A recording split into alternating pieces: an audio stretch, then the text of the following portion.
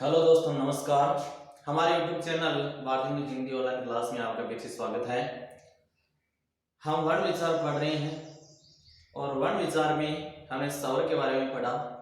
आज हम शुरू कर रहे हैं व्यंजन। व्यंजन के भेद और व्यंजन कौन कौन से हैं जो परीक्षा की दृष्टि से अत्यंत महत्वपूर्ण है। ये सभी परीक्षा के लिए इनमें से जरूर प्रश्न पूछे जाते हैं, तो इसको हम ध्यान से पढ़ेंगे।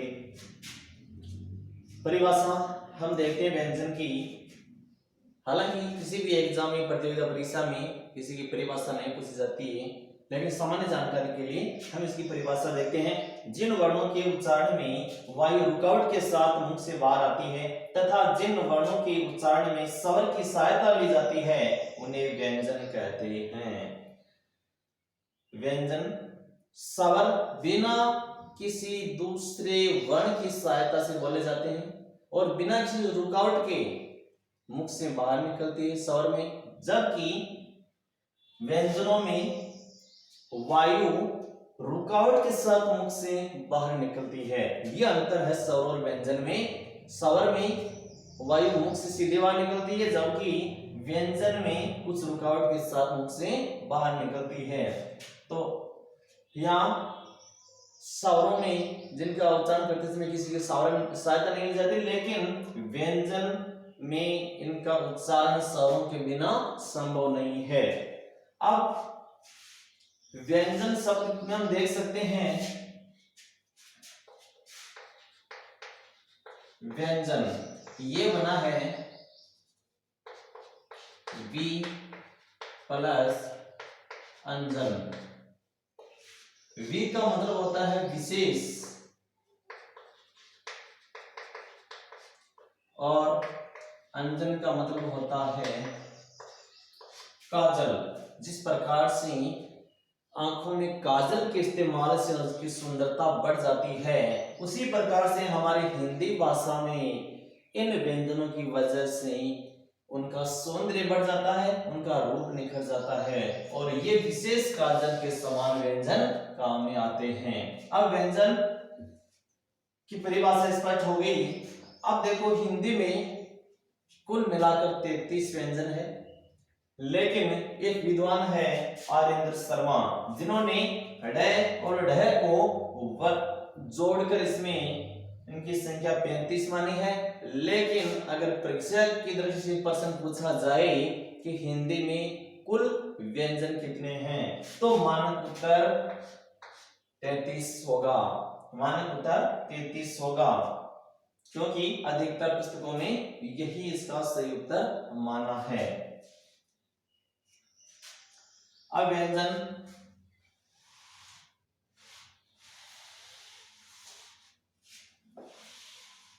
को किस प्रकार से अलग अलग श्रेणियों में बांटा है,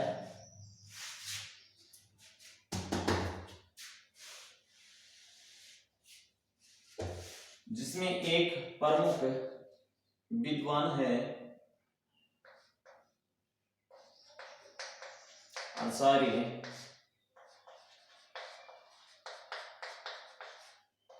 किशोरीदास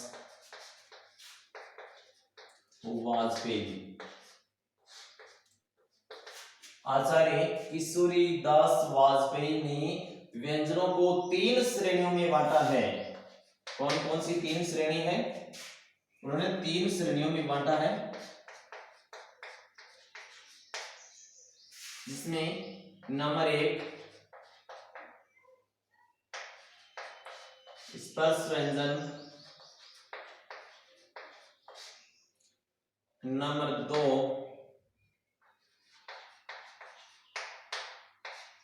अंतस्थ व्यंजन,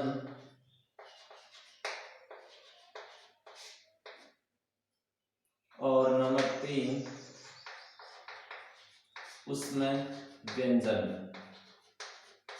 इन 3 श्रेणियों में इनका विभाजन किया गया है। स्पर्श व्यंजन कौन कौन से हैं, इसकी परिभाषा की तरफ हमने नहीं जाना है। परिभाषा होती है जब वायु मुख के विभिन्न विशेष भागों को स्पर्श करते हुए बाहर निकलती है उन्हें हम स्पर्श व्यंजन कहते हैं। यानी जिन वर्णों का उच्चारण करते समय वायु मुख के विशेष भागों को स्पर्श करते हुए बाहर निकलती है उन्हें स्पर्श व्यंजन कहते हैं। ये कैसे मैं तक कुल 25 स्पर्श व्यंजन है और स्पर्श व्यंजन को वर्गीय व्यंजन भी कहते हैं क्योंकि क वर्ग में 5 वर्ण है क ख ग घ और अंग। या च वर्ग में च छ ज झ और य। ट वर्ग में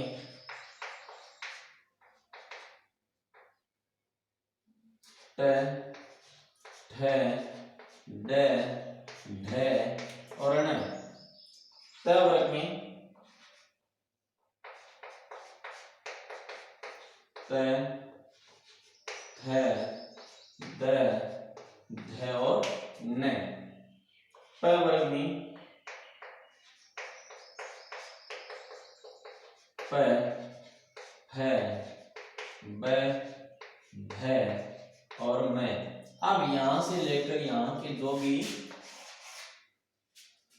वर्ण है वो सारे स्पर्श व्यंजन कहलाते हैं और इन्हें हम वर्गीय व्यंजन भी कहते हैं। क वर्ग आ जाए तो इसका मतलब क से लेकर अंत तक, च वर्ग आ जाए तो च से लेकर य तक, ट वर्ग आ जाए तो ट से न तक, त वर्ग आ जाए तो त से न तक, प वर्ग आ जाए तो प से म तक सारे व्यंजन गिने जाते हैं। तो क से म तक सारे व्यंजन स्पर्श व्यंजन है।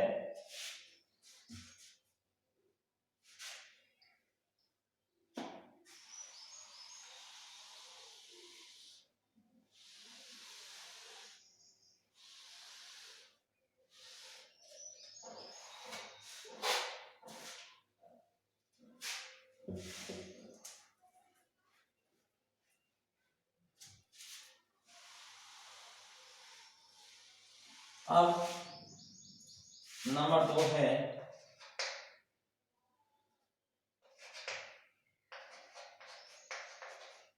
अंतस्थ व्यंजन।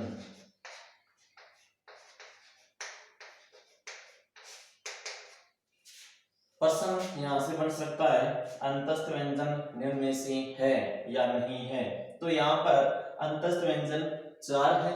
इनकी परिभाषा होती है जिन वर्णों का उच्चारण स्वर और व्यंजन के मध्य में किया जाता है, यानी ये न तो स्वर में इनका विशेष न तो स्वर है और न ही व्यंजन, यानी इनके मध्य में जिनका उच्चारण किया जाता है या इसको स्पष्ट करते हैं अंतः स्थ, यानी अंत यानी अंदर, स्थित है यानी इसके अंदर स्वर स्थित है।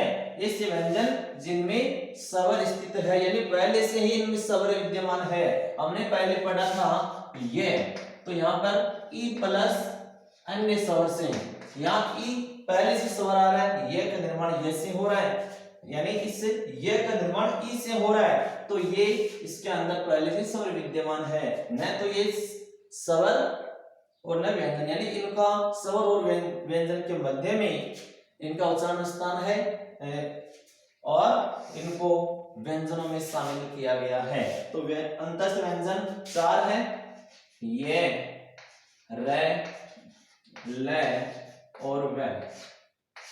इस प्रकार से इसके निर्माण की प्रक्रिया हमने शुरुआत में वीडियो की शुरुआत, ये पहले वीडियो हमने पढ़ा था उसमें हमने इसकी शुरुआत उसकी इसका निर्माण हमने पढ़ा था कि किस प्रकार से इनका निर्माण हुआ है। अंतस्थ व्यंजन 4 है। अब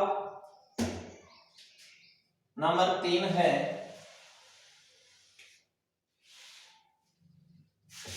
ऊष्म व्यंजन।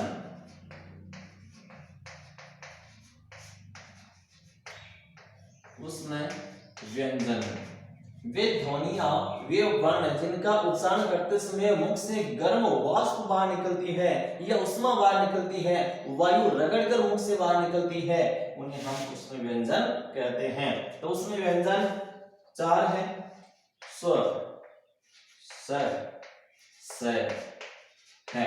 आप तीनों के उच्चारण में थोड़ा सा ध्यान में स्वर, स्वर, स, तो इस प्रकार से इनका उच्चारण स्थान अलग अलग है। अब इनका वर्गीकरण जब हम करेंगे यानी इनका उच्चारण स्थान देखेंगे तो तीनों का अलग अलग, इसको हम बोल सकते हैं तालव्य, इसको मूर्धन्य, इसको दंते। तो ये भी हमें जब आगे पढ़ेंगे हम इसका उच्चारण स्थान व्यंजनों का तो हम इसमें पढ़ेंगे। तो इस प्रकार से ये उसमें व्यंजन 4 है। तो 25 स्पर्श व्यंजन। अब ध्यान में रखना है एक बात और, स्पर्श व्यंजनों को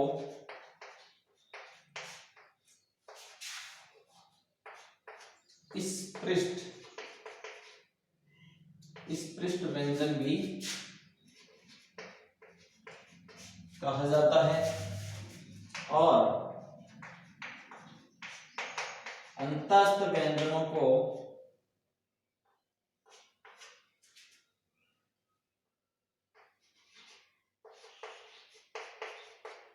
ईसत विपरीत कहा जाता है और उसमें व्यंजनों को ईसत स्पष्ट कहा जाता है। ये बात हमें ध्यान में रखनी है। इसके बाद में हम पढ़ेंगे व्यंजनों को स्थान और प्रेतन के आधार पर इनका भेद, जो परीक्षा की दृष्टि से अत्यंत महत्वपूर्ण है। अगले वीडियो में हम ये व्यंजन के स्थान और प्रेतन के आधार पर उनके भेद कौन कौन से हैं और इनका उच्चारण स्थान कौन सा है। आज के लिए इतना ही, धन्यवाद।